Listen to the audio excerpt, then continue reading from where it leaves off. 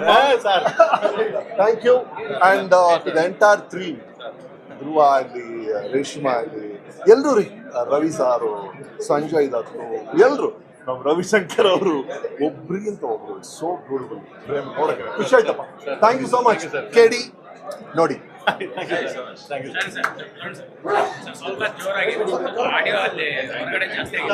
ಏನ್ ಮಾಡಲಿ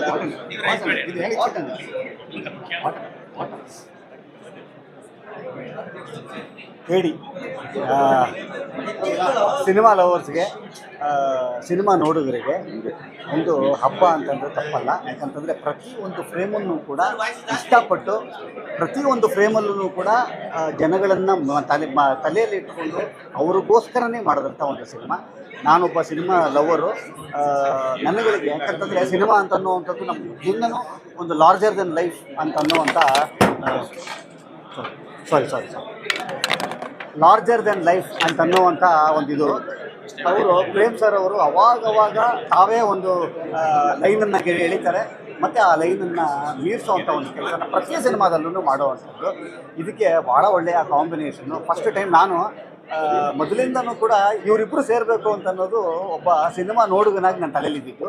ಧ್ರುವ ಅವರು ಮತ್ತು ಪ್ರೇಮ್ ಸರ್ ಒಂದು ಸಿನಿಮಾ ಮಾಡಬೇಕು ಅಂತ ಅನ್ನೋವಂಥದ್ದು ಇವತ್ತು ಆ ದಿವಸ ಬಂದಿದೆ ಅಂತ ಅನ್ನೋದಂದರೆ ನನಗೆ ನಿಜಕ್ಕೂ ಕೂಡ ಅವರಿಬ್ಬರನ್ನ ಒಂದು ಕಾಂಬಿನೇಷನ್ ಸ್ಕ್ರೀನ್ ಮೇಲೆ ನೋಡೋದಂಥದ್ದು ಒಬ್ಬ ಸಿನಿಮಾ ಗೋವರಾಗಿ ಒಬ್ಬ ಸಿನಿಮಾ ಲವರಾಗಿ ನನಗೆ ಅಷ್ಟು ಖುಷಿ ಕೊಟ್ಟಿರೋವಂಥದ್ದು ಖಂಡಿತವಾಗಿ ಇವತ್ತು ಈ ಕರ್ನಾಟಕದಾದ್ಯಂತ ಸಿಳ್ಳೆ ಚಪ್ಪಾಳೆಗಳು ಬರ್ತಾ ಇದೆ ಅಂತ ಅನ್ನೋದಾದರೆ ಇವರಿಬ್ಬರಿಗೂ ಸೇರಿರುವಂಥ ಇಡೀ ಟೀಮಿಗೆ ಸೇರಿರುವಂಥ ಎಫರ್ಟ್ಗೆ ಸೇರಿರುವಂಥ ಒಂದು ಪ್ರತಿಯೊಬ್ಬರೂ ಇಲ್ಲಿ ಬರುವಂಥ ಪ್ರತಿಯೊಬ್ಬರೂ ಈ ಸಿನಿಮಾಗೆ ಒಳ್ಳೆಯದಾಗಲಿ, ಈ ಸಿನಿಮಾಗೆ ನಾವೇನು ಕೊಡಬೇಕು ಅಂತ ಅನ್ನೋವಂಥದ್ದನ್ನು ಧಾರೆ ಎರೆದಿದ್ದಾರೆ.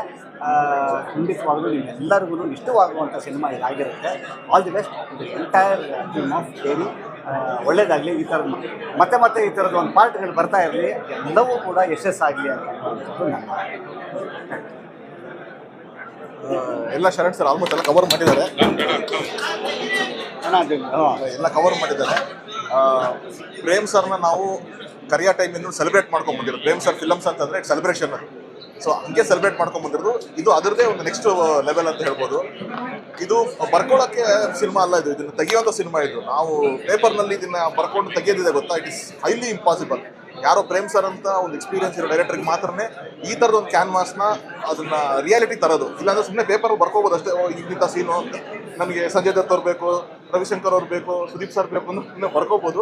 ಬಟ್ ಅದನ್ನೆಲ್ಲ ಒಗ್ಗೂಡಿಸಿ ಅದನ್ನು ಸ್ಕ್ರೀನ್ ಮೇಲೆ ನಿಜ ಮಾಡೋದಿದೆ ಗೊತ್ತಾ. That is the biggest challenge. ಅದಕ್ಕೆ ನಾನು ಪ್ರೇಮ್ ಸರ್ಗೆ ಹ್ಯಾಟ್ಸ್ ಆಫ್ ಹೇಳ್ತೀನಿ. ಆ್ಯಂಡ್ ಅವ್ರಿಗೆ ಒಂದು ಬಿಗ್ಗೆಸ್ಟ್ ಸ್ಟ್ರೆಂತ್ ಆಗಿ ನಿಂತಿದ್ದು KVN ಪ್ರೊಡಕ್ಷನ್. ಐ ಥಿಂಕ್ ಈ ಕಾಂಬಿನೇಷನ್ಗೆ ಆಗಿದ್ದಕ್ಕೆ KD ಸಾಧ್ಯ ಆಗಿದ್ದು. ಆ್ಯಂಡ್ ಧ್ರುವ ಅವ್ರನ್ನ ನೋಡಿದ್ರೆ ಒಂದು ಎನರ್ಜಿ ಅಷ್ಟು ಒಂದು ಟ್ರಾನ್ಸ್ಫಾರ್ಮರ್ ಥರ ಅನಿಸ್ತಾರೆ ಅವರು. ಅಷ್ಟು ಪವರ್ಫುಲ್ ಅನ್ನಿಸ್ತಾರೆ.